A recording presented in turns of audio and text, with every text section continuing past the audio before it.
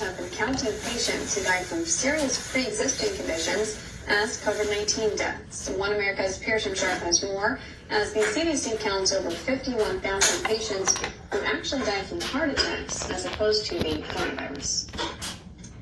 The Centers for Disease Control have updated their death counts for coronavirus and reveal yet again that COVID-19 is rarely the actual cause of death among coronavirus patients. According to the CDC themselves, of the 220,000 deaths attributed to the coronavirus, 87,000 of them died from pneumonia and influenza. Another 17,000 died from chronic respiratory diseases, and 26,000 died from respiratory distress syndrome. 44,000 patients died from hypertensive diseases, 23,000 died from heart disease, and a whopping 28,000 died from cardiac arrest and heart failure. Yet all of these, even patients who died from heart attacks, were marked down as dying from the coronavirus. Doctors who spoke with One American News explained that 131,000 patients who are being considered COVID-19 deaths already had life-ending diseases, including cancer, dementia, and even end-stage renal failure. And according to the CDC, again, if you look at place of death, you'll see that some 10,000 patients who died from COVID were on hospice care, meaning they were terminally ill to begin with and were already expected to die. Doctors tell One American News that all of these patients were critically ill and likely died from their pre-existing conditions without any help from the coronavirus. However, they explained that the CARES Act, passed by Congress in March, gives hospitals a 20% bonus on their diagnosis-related group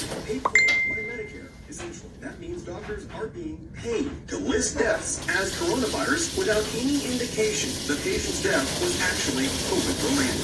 The 1918 Spanish flu is often used as an example of a comparable pandemic, and perhaps it's more comparable than most people realize, according to the National Institutes of Health and even Dr. Anthony Fauci himself. In a 2008 paper, explained that the majority of deaths during the 1918 and 1919 pandemic were not caused by the influenza alone.